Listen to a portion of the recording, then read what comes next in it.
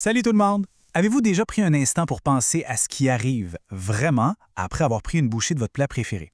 C'est tout un voyage qui commence, un périple fascinant qui se passe complètement à l'intérieur de nous. Aujourd'hui, on va suivre le parcours de cette bouchée, étape par étape, pour découvrir l'ingénierie incroyable qui transforme un simple repas en énergie.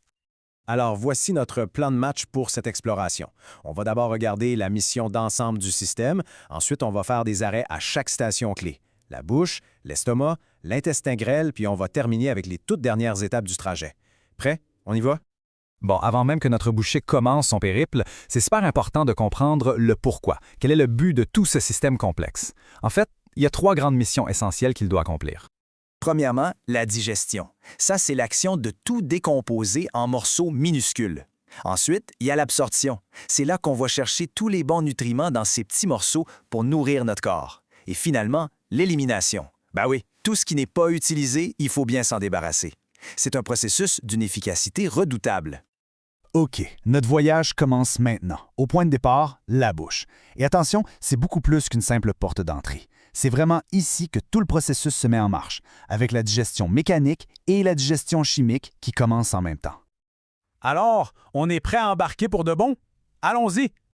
Dès que la nourriture entre, c'est l'effervescence. D'un côté, les dents font le travail mécanique. Elles broient, déchiquettent, c'est la mastication. En même temps, les glandes salivaires entrent en jeu et libèrent la salive. Et la salive, c'est pas juste de l'eau, hein? Elle est remplie d'enzymes qui lancent la digestion chimique en s'attaquant tout de suite aux glucides complexes. Une fois que notre bouchée est bien mâchée et imbibée de salive, elle change de forme. Elle devient ce qu'on appelle le bol alimentaire. C'est cette petite boule maintenant toute molle qui est prête à être avalée et à continuer son chemin. Une fois qu'on avale, on pourrait croire que ça tombe par gravité. Mais pas du tout. Le bol alimentaire est activement poussé par un processus incroyable qu'on nomme le péristaltisme. C'est une vague de contractions musculaires super bien coordonnées qui propulse la nourriture tout le long du tube digestif. Le mécanisme est vraiment génial dans sa simplicité. Imaginez, les muscles juste en arrière de la nourriture se contractent pour la pousser, alors que les muscles juste devant se relâchent pour lui laisser le champ libre.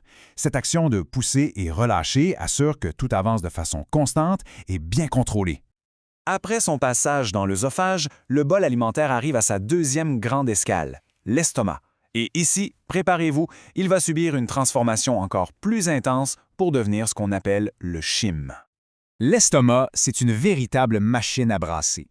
C'est un muscle puissant qui malaxe la nourriture sans arrêt. Pendant ce temps, ses parois libèrent des sucs gastriques très acides, remplis d'enzymes qui, cette fois, s'attaquent principalement aux protéines. C'est un environnement assez intense. Après quelques heures de ces traitements de choc, notre bol alimentaire est méconnaissable. Il est transformé en une sorte de bouillie acide et semi-liquide, le chyme. C'est sous cette nouvelle forme qu'il est maintenant prêt à passer à l'étape la plus importante de son voyage. On arrive maintenant au cœur du réacteur, si on veut, l'intestin grêle. C'est un très long tube, tout replié sur lui-même, où se déroulent les 2 actions les plus cruciales, la fin de la digestion et, surtout, l'absorption de presque tous les nutriments. Mais là, il y a un défi. Dans le chyme, il y a des lipides, autrement dit, du gras. Et le gras, comme l'huile dans l'eau, ça ne se mélange pas. C'est un vrai casse-tête à digérer. Alors, comment le corps fait-il pour régler ce problème? La solution miracle s'appelle la bile. C'est un liquide qui est produit par le foie, puis qui est entreposé dans la vésicule biliaire. Sa mission est très précise, s'occuper du gras. Attention, elle ne digère pas directement le gras, mais elle le prépare pour la digestion. C'est ce qu'on appelle l'émulsion. L'émulsion, c'est un concept clé. Pensez à de la vaisselle graisseuse. Juste de l'eau, ça ne fait pas grand-chose. Mais si on ajoute du savon à vaisselle, le gras se défait en plein de petites gouttes. Eh bien, la bile, c'est le savon de notre système digestif. Elle prend les grosses gouttes de gras et les fracasse en des milliers de micro-gouttelettes. Ça augmente la surface de contact et ça permet parfois aux enzymes de venir faire leur travail et de décomposer le gras. Bon, maintenant que tout est décomposé en nutriments microscopiques, il faut les faire entrer dans notre corps. C'est le travail des villosités intestinales. La paroi de l'intestin grêle n'est pas lisse du tout. Elle est tapissée de millions de petites structures qui ressemblent à des doigts de gants. Mais pourquoi cette forme-là? C'est une question de surface. Tous ces petits replis, ces villosités, ça augmente de façon spectaculaire la surface disponible pour l'absorption. Pour donner une idée, si on pouvait déplier toute la surface interne de l'intestin grêle, ça couvrirait un terrain de tennis. C'est ça qui rend l'absorption aussi incroyablement efficace. Alors le processus final, c'est ça. Les nutriments flottent maintenant dans un liquide appelé le chyle. Ils sont si petits qu'ils peuvent traverser la paroi très mince des villosités. Et juste de l'autre côté de cette paroi, il y a quoi? Un immense réseau de vaisseaux sanguins qui attendent juste de cueillir ces nutriments et de les distribuer partout dans le corps. Et ce liquide, le chyle, c'est donc le produit final de la digestion. C'est différent du chyme de l'estomac. Le chyle, c'est la version finale, la soupe nutritive qui contient tout ce dont notre corps a besoin, prête à être livrée. La mission principale est accomplie, mais le voyage n'est pas tout à fait fini. Ce qui reste du chids, surtout de l'eau et des fibres qu'on ne peut pas digérer, passe maintenant dans le gros intestin pour les toutes dernières étapes. Le gros intestin a 3 rôles importants. D'abord, il réabsorbe la majorité de l'eau qui reste pour ne rien gaspiller.